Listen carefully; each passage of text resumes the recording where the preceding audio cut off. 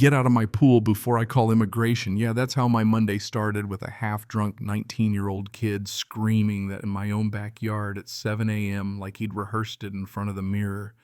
Picture it, I'm standing there in a t-shirt, pool skimmer in hand, watching Bryce Ashford, rich kid, HOA president's son, all swagger and zero brains, stumble over my fence line with three buddies, beer cans in hand, acting like my place is some frat house playground.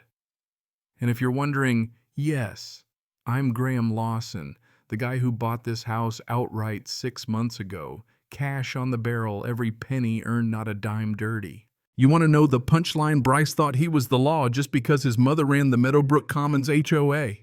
He puffed his chest, sloshing pool water down his designer tank top, and sneered, "Now this pool is for residents, real residents." I set down the skimmer, not fast, not slow, just the measured patience of a man who's seen every flavor of disrespect. This is private property. You need to leave. But he grinned, tossed a beer can onto my deck, and his blonde friend with a backwards cap snickered. Maybe he doesn't understand English. Real original, right? So I pulled out my phone, started recording. Always document, always protect yourself. Bryce didn't like that. You're going to regret this, landscaper boy.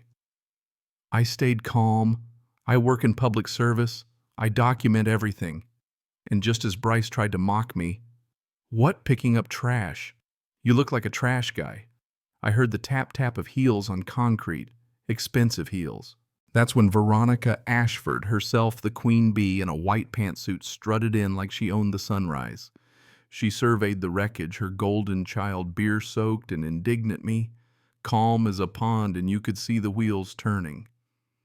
"What's going on here, Bryce?" He spun it fast. "This guy's harassing me, Mom. Won't let me use the community pool." I held up my phone. "Ms. Ashford, your son trespassed on my private property. See the sign I pointed to, the one on my fence? Private residence, no HOA access, big as daylight." She barely glanced at it, then pivoted. "Your fence violates HOA code H47. You'll be receiving a fine." I almost laughed. I've read all 347 pages of the bylaws. This fence is compliant. That stung. Her jaw clenched, the kind of silence that tastes like metal. Then she dropped it. "People like you always think they know better than the rules." There it was, people like you. The subtext thick as mud. Bryce smirked, gave me the finger, and his buddies chimed in with, "Send him back where he came from." Class acts, really. They left in a cloud of cheap cologne and beer breath. I kept recording until they were gone, then filed it all away. Evidence 001 under Ashford. That's my habit. Always gather ammo, always have a plan.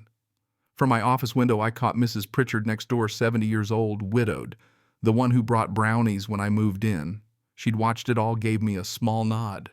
We understood each other. Some people survive by paying attention.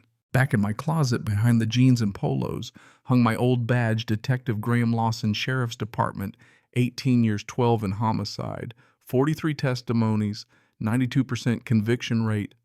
But here I was, landscaper boy, to a drunk kid who'd never had a real problem in his life.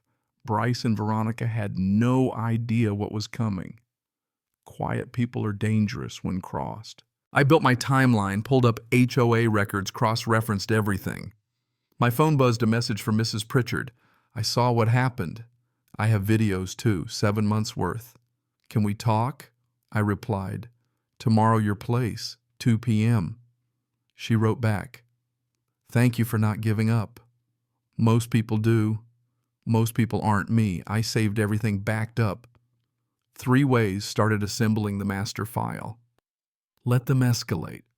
Let them think they're winning. Sometimes the best move is patience. The next day I sat in Mrs. Pritchard's kitchen, untouched tea in my hand, as she opened a shoebox packed with fines, Christmas lights, $1, $200. Mailbox color, $50. Lawn, too tall by a tenth of an inch, $100, 17 fines in 2 years. That Christmas fine, it was 40% of my income, she whispered, voice breaking. Veronica said if I didn't pay, she'd put a lien on my house. All that over 50 feet of white porch lights. And when I saw the photo of the Henderson's house down the street, lit up like a casino, no fine, no warning, I knew exactly what I was looking at. I'd seen this pattern before. It was discrimination, plain and simple. Mrs. Pritchard scrolled through her group chat, Meadowbrook Real Talk. 87 members, all with stories. Families of color, seniors, single parents, systematically targeted. I asked her to add me. She hesitated. Veronica had spies everywhere, but she trusted me.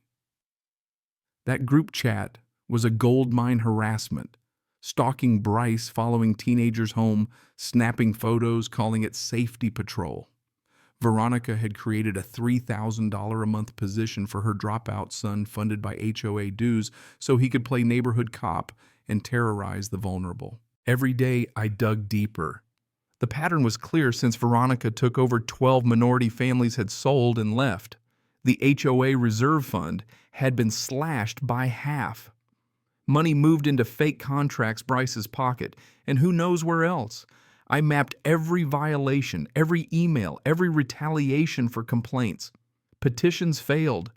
Veronica's lawyer, Pierce Galloway, threatened anyone who questioned her with lawsuits. She ran the board like a private fiefdom, appointed her own allies, crushed dissent. The more I uncovered, the uglier it got. I called in a favor, Captain Dixon, old friend at the sheriff's department. I might need a witness, I told him. Not official, just eyes on the ground. He got it right away. Call me if you need backup. That night, Veronica slapped a fresh fine on me, lawn height $500. My grass was within code, so I measured it 6 ways. Hired a surveyor, got notarized proof, sent it to her. She fined me another $300 for failure to respond promptly. I didn't pay. I wanted her to keep going.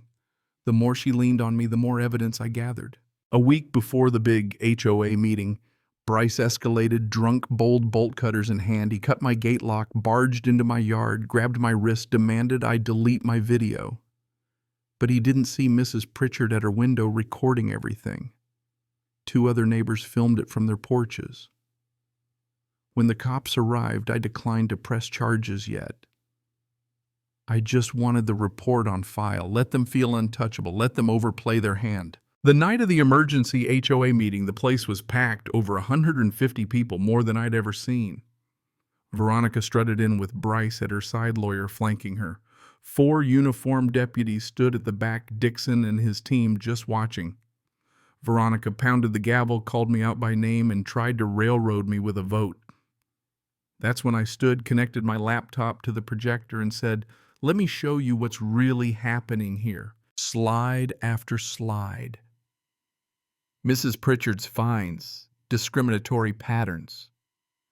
Bryce's fake job surveillance video of Bryce cutting my lock, grabbing my wrist. Gasps from the crowd, neighbors standing up, sharing their own stories. Retaliation threats, lies. Veronica tried to shut me down, but Captain Dixon made it clear this was a public record. And then I dropped the badge. 18 years in homicide right there on my chest. The room went dead quiet. I walked through the criminal codes, extortion, criminal threats, discrimination, embezzlement. Veronica's face drained of color, Galloway stammered. The vote of no confidence passed unanimously, hands raised everywhere, voices steady. Veronica tried to walk out with what was left of her dignity, but no one gloat. The applause wasn't for me. It was for justice, for the first time in years. 3 weeks later, the DA filed charges: extortion, discrimination, fraud, hate crimes. Bryce went down first: assault, stalking, destruction of property, hate crime enhancements. 18 months in county probation community service.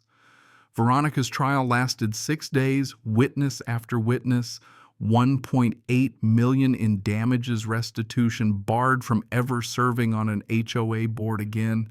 Her lawyer got disbarred. The neighborhood changed. Families moved back. New leadership, new bylaws, real transparency. 6 months later, I hosted a barbecue in my backyard, kids splashing in the pool, Mrs. Pritchard's brownies, laughter, relief. The neighborhood had healed. And when someone asked why I didn't reveal I was a cop at the start, I told them, you had to find your own voice. If I'd led with the badge, you would have waited for me to save you. Now they'd save themselves. And every so often I'd get a letter from Bryce from someone new in the community, sometimes just a thank you note. Bryce even apologized, said therapy was changing him. Maybe it was. Veronica never apologized. She moved blaming everyone but herself. Some people never learn. Meadowbrook Commons became a model for other HOAs, a place where systems worked. Neighbors protected each other, and nobody, not even the quietest new arrival, ever felt alone again. If there's a lesson here, it's this. Justice isn't about revenge. It's about restoration, about a community finding its courage. So let me ask you, when you see power abused, what would you do? Would you document? Would you stand up? Would you wait for the right moment? Drop your thoughts below, because sometimes the quiet ones, the careful ones, are the most dangerous to cross. And if you've ever had to fight for your own little patch of home, let's hear your story. Because sometimes justice starts with just one neighbor saying, not this time, not here.